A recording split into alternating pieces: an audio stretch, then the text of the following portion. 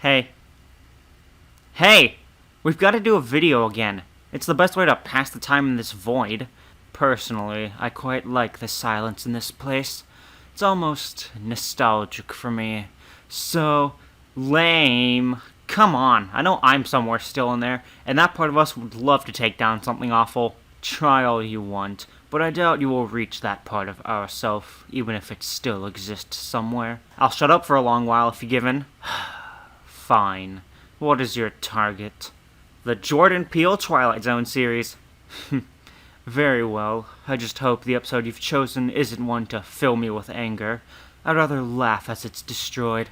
Yeah, sure. Anyways, let's stop wasting time. Let's look into the third episode of the Jordan Peele era of the Twilight Zone series, Replay. It starts off in a nice-looking diner with a mom and her son talking about the upcoming college year. She then takes out a camcorder instead of a phone to start filming while the cop walks in. The mother, Nina, starts to fake interview her son for it, but her son moves the conversation from him and onto Nina about her first year of college and how her father was proud of her, though she denies it, even saying that neither of them cared for one another. She's lucky to have even had a father in her life. Nina then tries to go back to the interview, also dropping the desired name of her grandchild, Trinity, which I shall assume is from The Matrix, but he then makes a little mess on his shirt. For some reason, the cop begins to look over at them and acknowledge their existence, while the son wishes it to be rewound given his embarrassment. However, the supernatural side of the story begins as time itself is rewound before her eyes, and she gets a little headache from it as well, as she questions why things are different, since the mess has yet to be made. Well, that's at least an interesting start. We get quickly introduced to the weird part of the episode and established a bond between our mother and son characters, as well as the cop that might play a part into it. Anyways, the two drive and we learn that Nina is apparently someone in the legal sphere, but also that they are driving towards his uncle Neil. The son, Dorian, then tries to fake interview his mom while he's driving, idiot move, as payback for the diner, but he is pulled over. Before the cop approaches, Nina tells Dorian to be respectful and show no attitude. You know, the thing you probably should be doing when talking with the police. Looks like the cop from before is important, and also is a racist, as he refers to the college that Dorian placed into as the Black School. He asks for any weapons and why he thinks he was pulled over. When he notices the camera, he asks for it. He asks if it's filming, and freaks out when it's revealed that it has been. The reason for it has to be intuited that he probably is going to do something he knows is seen as bad, and doesn't want it to be recorded. In the little scuffle, time is rewound back to when Dorian first started to record her. When seeing she is having another time hangover, he immediately stops but is asked to pull over by Nina so she can look outside. But the cop returns to pull over by the side. Dorian is worried for his mom and signals to the officer, most likely for help, and tells him that she might need medical help. Instead of helping, he has to be a rules lawyer and bring up that his car is in some law violation by being pulled to the side over here. Instead of just driving her to the hospital and technically complying with the violation, since he was asked to move the vehicle, Dorian gets confrontational and the cop pulls out his taser. This honestly shocked me, but I'll get to why later. Of course you would. Anyways, this rewind goes back to the diner for some reason. She takes Dorian and leaves the diner before they finish their meal and starts to drive, but chooses to take a different road, since she suspects she can avoid the cop this way. Dorian then reveals that he wants to inspire people by making films, thanks to the life he was given by his mother. Nina, however, wishes to go to a motel to rest from the chaos that she's just experienced, and Dorian complies. While at the motel, Nina records the winning lottery number, as well as talks about how lottery is just the idiot tax, since there isn't a good way to win it. Dorian, though, believes that it isn't random, but instead predestined to happen, and that since the Big Bang, particles and actions unfold onto some set path. Nina then rewinds time once more, but instead of doing it to, buy a lottery ticket with the winning numbers, she uses the chance that she can guess the winning numbers to get Dorian to visit her in the future. They both laugh a little and Dorian leaves for food, but says that someone is outside. Nina, hesitantly, follows after Dorian and sees that it's the racist cop from before. He asks them for their identification and claims that a noise complaint was called, to the 911 emergency line, probably lying because he just hates how black they are, and a conflict occurs again because he asks them to stop recording him, with the taser coming out once more, but the rewind takes him to the diner again.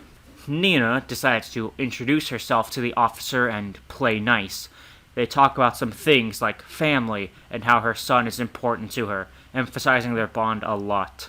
She then asks about his family and hits a soft spot when bringing up his wife, but learns that she's dead. As they are both about to leave, he asks her about her car and how she obtained it. She gets defensive and replies about how she worked hard for it and how she's worked hard to give her son a better life than she had. He then confronts them outside the diner for proof of ownership of her nice car until she shows her pink slip, but Dorian gets his phone instead to show him a photo of the pink slip, but racist cop shoots him dead. We then time jump to a bit farther in the future where Dorian is alive and has a girl of his own. How we got here? Doesn't matter, because we instead jump to a morgue where Nina asks for her camera back. She looks over her son's body, then time travels back once again. They leave, passing by the cop, and she cries while on the road before asking Dorian for help. The two then drive to her brother's house, and the three of them start to devise a plan on how to escape the racist cop and safely get Dorian to college. Neil has the entire city mapped out as part of a remembrance project he's been working on ever since the town has started to change, gentrification and all that. However, the racist cop still finds them, with backup, but all the black families band together and record the cops. The main racist cop holds firm until his backup leaves, given, they have no reason to be there with firearms anymore, and ultimately he lowers his too. Man, what a start to a new college year. Dorian and Nina finally reach a good future, with Dorian asking her to put the camera down finally. She does, with his daughter taking it away to play with it, and drops it on accident. She freaks out since she still lives in fear, but Dorian helps her let go finally, convinced that they finally reached a safe, happy ending. He leaves for ice cream for the three of them, but Nina sees the flashing lights of red and blue. And it ends. I wonder if that racist cop waited 10 years just to get him. Anyways, I'm glad that it's finally over. This episode lost me after a while. If it wasn't for the fact I wanted to review this generation of Twilight Zone, I would have switched this episode off.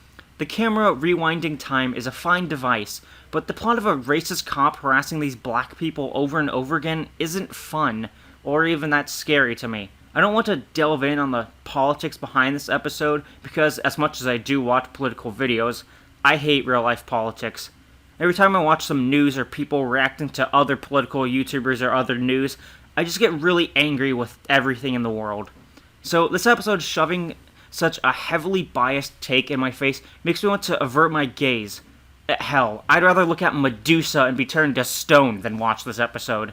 At least she's hot. I must agree with you on your thought. This was a rather lame episode, all things considered. The only good part of the story was her rekindling with her heavily black brother Neil, and the acting up until the end. Also, before anyone asks, when I say heavily black, I mean that him being black is basically his only trait. Throughout the episode, there are some references to black people or black culture, like Colin Kaepernick and the time he was at the Super Bowl with the 49ers, the Black Lives Matters flags, and even the Black Panther Volume 1, but specifically when it was written by Ta-Nehisi Coates in 2016, and not the original Jack Kirby one. Stuff like that I just want to tune out. Plus, I kinda wish they went more over the top with the cop's racism. Until the end, he doesn't really go that far with it. He pulls his taser the first couple of times, which shocked me since I'm sure the politics of the writers and creative staff are very left-leaning, given this cop is a white racist, so it was weird that they didn't have him pull his gun on him every time. The only time he pulled the gun out was when Dorian pulled his phone out, and that's also the only time he gets killed. Every other time he either gets a little roughed up, or nothing happens aside from anger. Either go all in and make it basically comedic, or just don't do it at all. In the end, it's just not a fun story. It isn't good, that's a given, but it also isn't bad. As stated before, the acting is one of the few good things about it. The episode only seemed made for one thing: the ending of the time resets where the black people stand up to the cops finally. That's what the writers wanted to get to. But it was such a dull journey that the moment doesn't mesh well with the story in our shared opinion. Despite this episode not being terrible, the score will be a 1 out of 10. I regret giving Wolf's idea the time of day, and wish I could rewind time so I could get the time I wasted back. I do not recommend watching it at all. If you're watching the Jordan Peele series, this is a major skip. Yeah, as much as I like stories that have a time traveler trying their best to break out of a determined outcome, this one just isn't it. Well, see you all later, I guess.